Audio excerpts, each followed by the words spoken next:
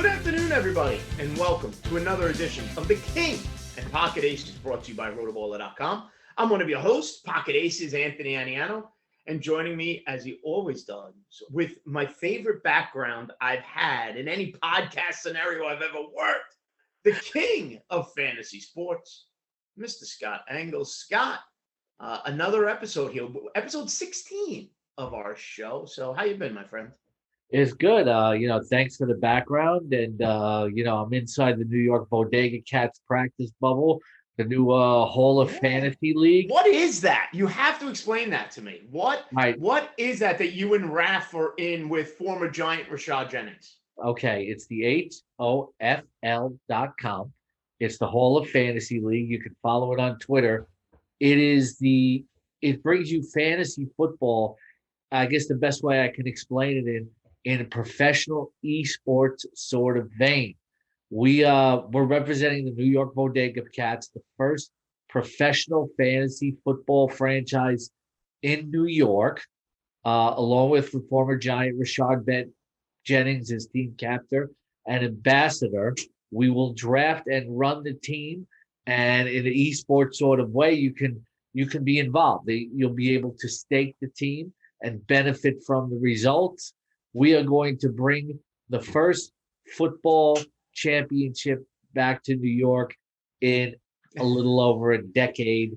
And for those who root for the Jets, it's been a long time. We'll make you feel good as well. We're going to have the first ticker tape parade, fantasy football-wise, down the Canyon of Heroes. There are 10 teams in the league. I look forward to the friendly rivalry with the Seattle team, of course. But there are 10 teams in the league, all featuring fantasy experts and former NFL players in the front office. We'll have the draft coming up in late August, and you'll be able to follow the team and stake it and have your voice in the team as well. So Real Talk Raph and Scott Engel joining forces to draft a team together. That in and of itself is a social experiment if I've ever seen one. So I am looking forward to that. Raph and I get along great. It'll be good. Yes. So that'll be a good time. That's awesome. I saw that on Twitter. Make sure you check it out. Make sure you follow. And guys, make sure you follow everything Rotoballer.com has to offer you: football, baseball, basketball, MMA, esports, NASCAR, PGA, sports betting, you name it. Rotoballer.com has it for you, whether you're a DFS season-long player or both. And make sure to sign up for the premium package as you prepare for your fantasy football season. Use the promotional code KING or the promotional code ACES. Save yourself some money there. We have all sorts of great deals with the FFPC that Scott will tell you about in just a minute. So make sure you head on over to Rotoballer.com and sign up now. Scott, what's the offer Rotoballer has with the FFPC? Go to rotoballer.com/FFPC. And right now they have Superflex, Best Ball, Dynasty, everything. The Football Guys Players Championship, all kinds of drafts going up right now. Live and slow drafts, all levels of pricing. And go to rotoballer.com/FFPC and get an automatic discount on your first team. Scott, I got to tell you, you mentioned it, and this is completely off the script.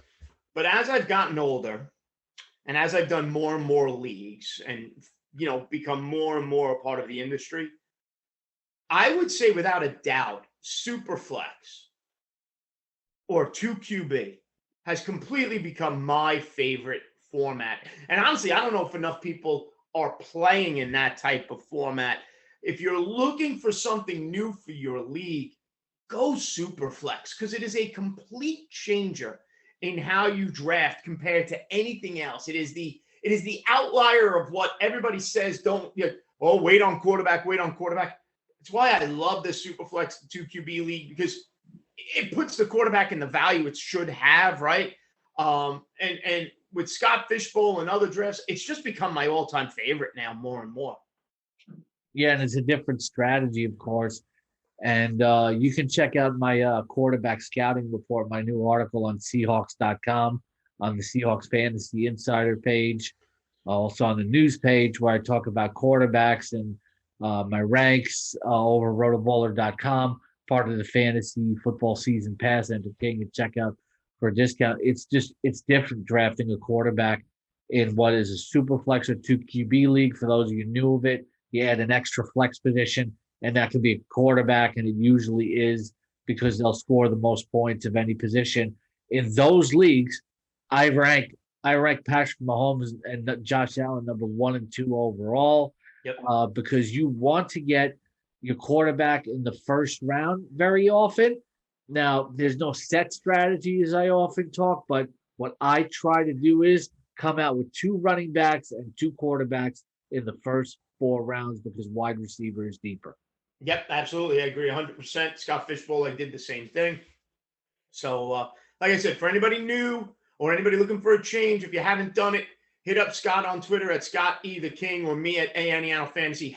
Happily help guide you through setting up that type of super flex league and some draft strategy with it.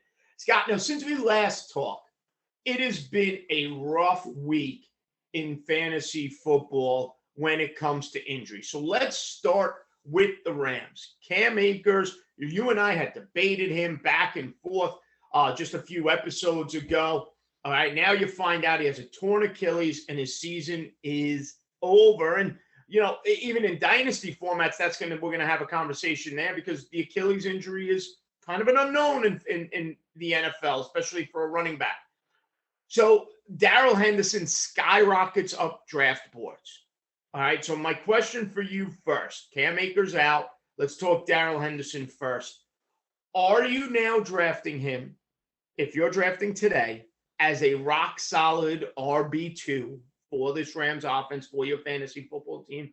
Or in the back of your mind, are you concerned that the Rams aren't done there and they may still be looking to bring somebody in? I have ranked number 18 in my latest ranks on rotoballer.com, Anthony. I do have some concerns. Now, we saw him start a few games in the first half last year. He does have explosion. He does have speed. He can make people miss in the open field. At the same time, he's 5'8", 208, has a tendency to get banged up. We've seen knee, hamstring, and ankle injuries already early in his career. As Adam Kaplan said on SiriusXM Fantasy Sports Radio before Akers was drafted, the Rams were concerned that Henderson was not more than a complimentary back. I think he's proved he's more than that, but at the same time, I don't think he's quite a feature back. Like we mentioned, you know, the injury concerns. Then 3 games over 80 yards last year, not a factor in the passing game, only caught 3 passes 1 time. So to me, he's a mid-range RB2. I think ideally what the Rams would like to do is to get another solid complement to him. They have 2 young guys on the roster, you know, and sometimes there's a James Robinson type situation possible. There's been talk of Adrian Peterson, Duke Johnson, etc. You know, reading The Athletic, they were saying that it's very unlikely that they'll go after one of these veterans because those guys are on the street right now. There's a reason they're on the street. What they'd rather do is go through the preseason, see who they have in-house, but at the same time, keep an eye on other teams and who might end up on the cut list. You know, Josh Hayes made a very good point on SiriusXM Fantasy Sports Radio. The one guy the 49ers can afford to cut contractually is Wayne Gallman. You know, there's some of those type of guys are going to get cut, and they'll be watching the preseason closely. So we have to watch this situation closely. Darrell Henderson should be the lead back, but we can't depend on him necessarily to stay healthy or just assume a heavy workload. Cam Akers they were hoping he was more built to be a pure feature back, whereas we saw 1 game of 15-plus carries last year from Darrell Henderson last year, and it was 18. Mm-hmm. Well, another player I'm keeping an eye on this camp is Mark Ingram with the Texans. Phillip Lindsay's there. David Johnson's there. If there's a cut casualty coming out of Houston, it could be Ingram, who can now take over the heavy lifting, the short yardage, the goal line type of work that, like you mentioned, a smaller Darrell Henderson might not be able to take the full brunt of. So now we're drafting Darrell Henderson or Myles Gaskin. I'm going to go Henderson. I do Wow. like Gaskin, but it's close. Gaskin got banged up himself last year. They have cleared the way for Gaskin, but I do feel like Henderson is a little bit more dynamic, although Gaskin is very versatile. Uh, it's very tight. If you wanted to take Gaskin over Henderson, I'm not going to argue with you, but I feel like Henderson has more big playability than Gaskin does. So right now on the Rotoballer rankings that you could see over at rotoballer.com, Darrell Henderson is now ranked 18th, similar to where Scott has him, just behind Chris Carson and ahead I'm of part of those rankings, so you are part of them, I know, but ahead of Miles Sanders, ahead of DeAndre Swift, ahead of Gaskin, ahead of Mike Davis. Scott, I got to be honest, like it does surprise me a little bit that he went ahead of guys who have been assumed starters all along. Like for me, to him to leapfrog Sanders, and I'm not a huge Miles Sanders guy, but to leapfrog DeAndre Swift, to leapfrog Mike Davis, especially in a PPR format, a little bit of a surprise to me. I don't think it's a huge surprise to me. I'm not big on Swift because I feel there's nothing around him on offense, and he's going to get a ton of defensive attention. And when they play from behind, throwing swing passes to your running back is not going to get you back in the game. So I'm down on Swift. I'm also down on Sanders. He fumbles. He drops the ball. He's not a consistent goal line runner, and I don't think that offense will be as good as the Rams' offense. There's going to be scoring opportunities for Henderson. I like Davis, but I don't think he has as much big playability as Darrell Henderson. Although he might be more durable. He did wear down, but he stayed in games last year. I do like Davis. I do like Gaskin. Don't get me wrong. Because they're behind Henderson, that doesn't mean I don't like them. Right. And now a lot can change, right? The Rams can bring somebody else in, and we can see that affect the ADP and the rankings of Darrell Henderson. Still a lot of summer left before the NFL kicks off. Yeah, one of the running backs from behind him. They could come out of nowhere. Right. The guy's escaping my name. What's the name of the guy on the depth chart? Second year undrafted free agent. Xavier Jones. Is it that? Yeah. Xavier Jones. He could come. Listen, I use the. They like him. He's versatile, and when a guy can stick on the roster as a second year as an undrafted free agent, that says something. And Josh Hayes made a good comparison about Jacksonville last year. I made the same comparison. Everybody added Raquel Armstead, and then Robinson. Yep. Josh is stealing my lines, that's for sure. Typical Josh Hayes. I kid. Scott, the other scenario now, and there's two other big pieces of news I wanted to hit with you now, is Michael Thomas. You and I drafted him in the FSGA Central Draft. He was our wide receiver one. We felt good. And then the news broke that he's going to miss the beginning part of the season. First question on Michael Thomas. In a 12-team redraft, are you even, no injured reserve spot, is Michael Thomas right now even worth a draft pick? I think he is. I have him ranked number 35 now at wide receiver, low end 3, high end 4. Speaking to Virginia Zakis of Inside Injuries in The Athletic, she said that this injury could cost him about 24 weeks. Might be ready in November or December if he comes back earlier. That that he could be risking it. Edwin Porras of FantasyPoints.com, who I've worked with before, he's their injury expert over there. He said this was very confounding to him and stunning to him, even as a medical expert, about the fact that they wanted to go back in and touch the ligament again. So it's risky, but you could still be talking about getting a wide receiver one for the stretch run in your playoffs. So if you wanted to take him as a high-end fantasy wide receiver 4, once you have your other 3, I'm good with it. But, it's a risky play. But once you get into wide receiver 4 territory, you're going to get into a lot of risks anyway. For me, I can't do it. Without an injured reserve spot on my roster, I just have a hard time carrying somebody on I'm my team. personally not going to probably do it, but if that's what Yeah, you want I to mean, take to it, go for it. me, I'd rather somebody else do it because I'm carrying a dead roster spot. If you're saying November, listen, I got to get to November, and I'm carrying a dead roster spot through September and October for the first 8-9 weeks. That's a long time for a dead spot potentially. Something I don't want to do. If you've already drafted, then it's a different story. I think you hold on to him. But if I'm drafting in the next couple of weeks, he's off my board. But that then leads me to the next question. And I think there's going to be ramifications throughout the Saints offense.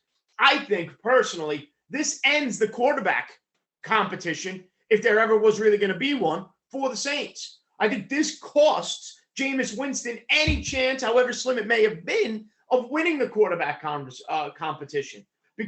And I'll explain why as you make that face. It's very simple now. To me, when you look at a team whose wide receiver core is Traquan Smith, Marquez Callaway, Deontay Harris, to me, if you're the New Orleans Saints, you're leaning on the legs now of Taysom Hill, and you're leaning on Alvin Kamara as best you can. This was not a deep wide receiver core as it is. So you need, in my opinion, if you're the Saints, the ability of Taysom Hill to run, to be able to move the ball down the field. And if there's still going to be a, quote, competition, but this injury gives Taysom Hill and his ability to tuck and run a huge advantage over Jameis Winston, Scott. I see where you're coming from, and I wrote about this week.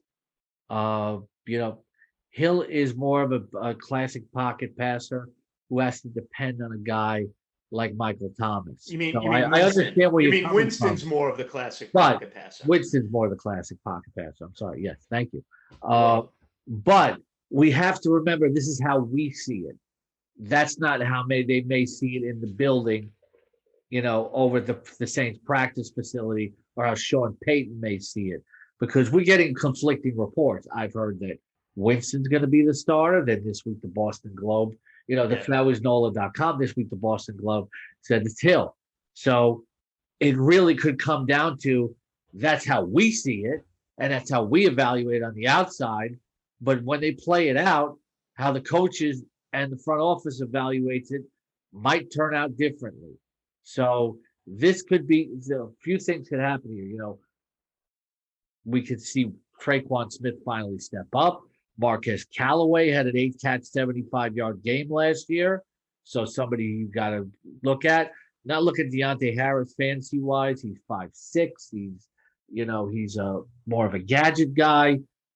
Somebody in DFS, but not seasonal, dynasty or whatever. Then they have two other young guys that they really like, who are lesser known, and they might be sleepers, but it's still a situation where the ceiling is somebody steps up, but we don't know what the floor is.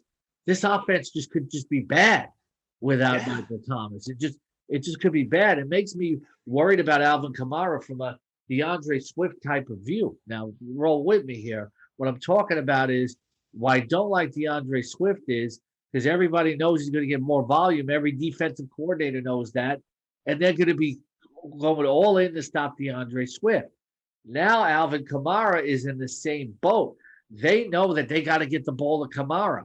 He's that one star on offense. He's going to get more defensive attention, and it worries me a little bit more about Kamara. What's interesting, too, is some people now are saying, does this move Alvin Kamara up to a potential first overall pick because of the passing game volume he could potentially have? But I see your point 110% is, right, if I'm a defensive coordinator, I got one job to do. Stop Kamara. You stop Kamara, you're winning this game. If Marquez Callaway beats me, tip the cap to Marquez Callaway, okay? It's very simple. Let's go back to a baseball analogy. I'm not pitching to Barry Bonds. I'm not letting Alvin Kamara beat me if I'm a defensive coordinator against the Saints. So I'm with you there. We all know where the ball is going, whether on the ground or through the air. I think Lat Murray even gets a little more play this year now without Michael Thomas potentially. Okay. Do they become run heavy? Well, that's why I feel like that's why Taysom you Hill talk is a about guy. Taysom Hill, but at the same time, he's still got to win the job. They still got to have the competition. I love Adam Troutman. I have him ranked 10th at tight end because Sean Payton always knows how to utilize a tight end, but there's going to be more pressure on him to perform too. This could become, if Hill starts, this could become a Baltimore Ravens Yeah, type you of said offense. it. You read my mind. Yeah. Everybody's stealing my lines tonight. Between you and Josh Hayes, you're stealing all my thoughts and everything I'm saying. I was about to say the same thing. To me, this becomes Lamar Jackson, J.K. Dobbins, and Gus Edwards is Taysom Hill, Alvin Kamara, and Lat Murray. And I mean, the similarity is unbelievable. Mark Andrews, Adam Troutman. There it is. Right? Neither team now has a wide receiver who fantasy-wise you look at and go, oh, I have to have him. Yeah, there's guys you'll take a flyer.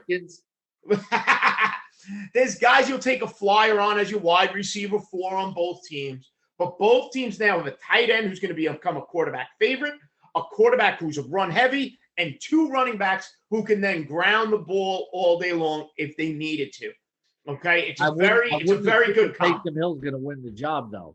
I think strategically it sets up better, but he's still got to win the job. Winston comes out and has a great camp and a great preseason.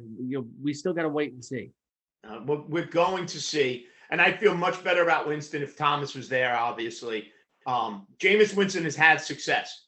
He's had success with elite level wide receivers. And even with those elite level wide receivers, Godwin and Evans, he still threw 30 interceptions. Yeah, but it's different though, because he didn't have the support of the running game that he's going to have here. So it's going to be a different offense. Also, the defense is better than what we've seen in Tampa Bay too. So this could become a more methodical kind of offense, but it also could be very bad. Yeah, it could. It really could go terribly south in New Orleans now without Michael Thomas. Absolutely. Scott, one more big piece of news to hit on here, which is going to continue to have draft ramifications, is now we're seeing that the Vegas sports books are all predicting Aaron Rodgers retiring next week. Okay? And then we saw the Instagram posts, Davante Adams and Aaron Rodgers, the same picture of Pippen and Jordan, the unspoken last dance image there. Okay. But the Aaron Rodgers talk, the Aaron Rodgers drama, and now the retirement rumors have just increased over the last couple of days. For me, with all of this going on, until we have an actual factual what is happening, Aaron Rodgers and to an even Davante Adams, I just have a hard time drafting them right now, Scott. I do too. Usually people will say Vegas knows what's going on. Yep. And to mirror what the sports book does in fantasy, that's a good point. But at the same time, we're all taking guesses. Nobody knows except for Aaron Rodgers. I have him ranked ninth in quarterback, but I'll only do it if I can say, okay, I'll have Trevor Lawrence as my alternative, or I'll have Brian Tannehill as my alternative. That's the only way I'll do it. Do I want to spend two high picks like that? Davante Adams, this will be a tiebreaker for him, against, say, Calvin Ridley or DK Metcalf, that I'll go the other way. But if I get to if there are 8, 9 wide receivers off the board and he's still there, well, I'm going to have to take the shot and then just move Michael Pittman up a little bit further where I'm going to draft him, or T. Higgins or somebody like that, just to get the insurance. So they all have spots where they should be drafted, but in a lot of cases, I will be passing on them. Current ADP, Davante Adams has slid down to wide receiver 5 currently, and I think that can slide even That's where further. I have him ranked. Right. So I'll be honest, though. When I look at the top 12 right now, with the uncertainty around Rodgers, I have a hard time drafting him ahead of guys like Keenan Allen. I have a hard time drafting him ahead of guys like Allen Robinson. I know they're not as dynamic, but I can't get burned with my wide receiver 1, Scott, and that's potentially what could happen. And go back to what we talked about. If Aaron Rodgers does retire, And Jordan Love is the quarterback of the Green Bay Packers. Now, all of this could change, like Josh and I said on Sirius. Jordan Love comes out in the preseason and just balls out. Well, then maybe you breathe a sigh of relief, right? But don't ignore the fact that just over a year ago, with Jones already on the team, they went out and made an early draft pick on A.J. Dillon. This team, if it wants to, is built to become a run-heavy offense with Aaron Jones and A.J. Dillon. Okay, as they ease, if Rodgers goes, ease Jordan Love into the situation. Davante Adams is his safety net, but not as heavily used, as they lean on those two big running backs to just run the ball. Well, you look at their head coach when he was at Tennessee, he had Derrick Henry, and that's why a lot of people said they drafted A.J. Dillon, because big physical back in the mold of Henry. They did re-up again with Aaron Jones, but they might just take two running backs and pound people to death.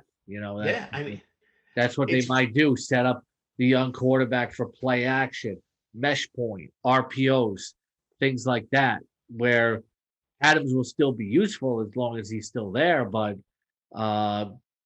you could see a lot of Robert Tonyan, maybe Amari Rodgers steps up as a rookie, but that's another situation where if there's no Aaron Rodgers, we're spitballing here.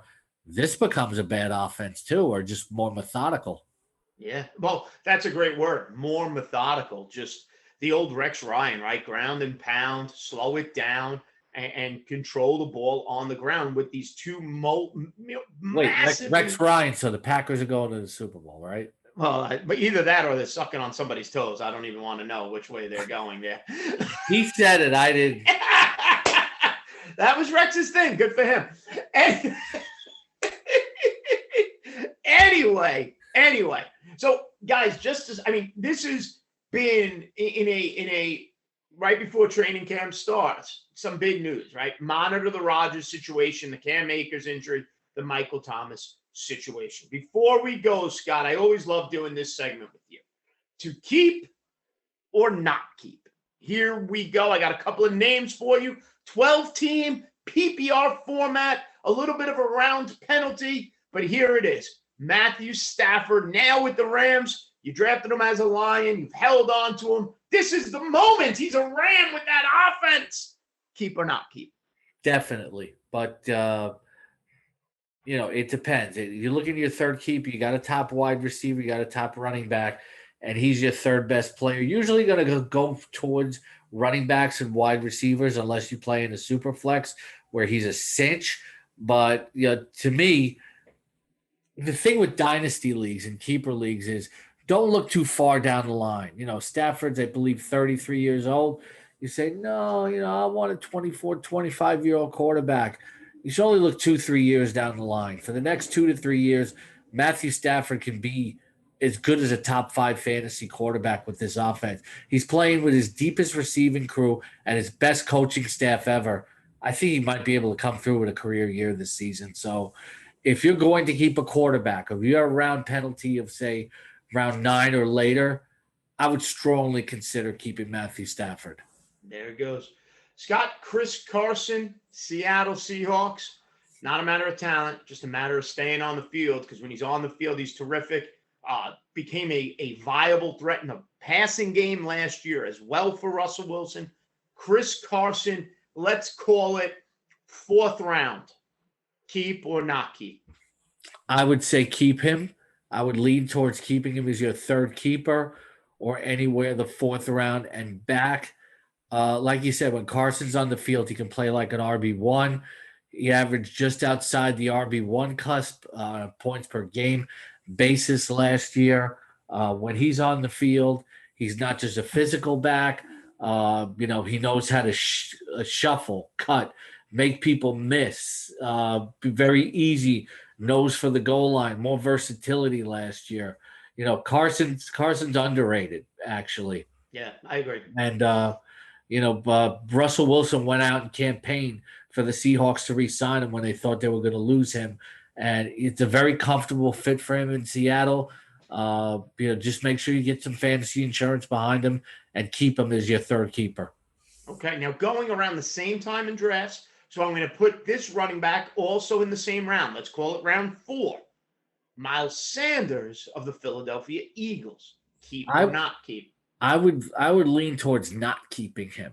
I agree. Because, as you've heard, I'm not a Miles Sanders fan. I just did a fantasy player.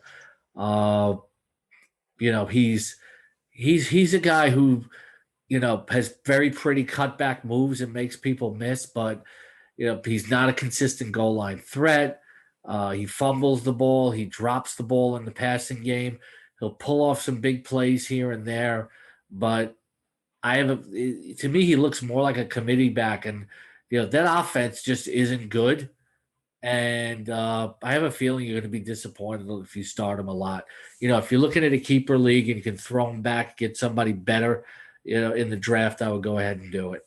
All right. Kenny Golladay now of the Giants, their big free agent acquisition. Injured all of last season. 2 years ago, led the league in touchdown receptions.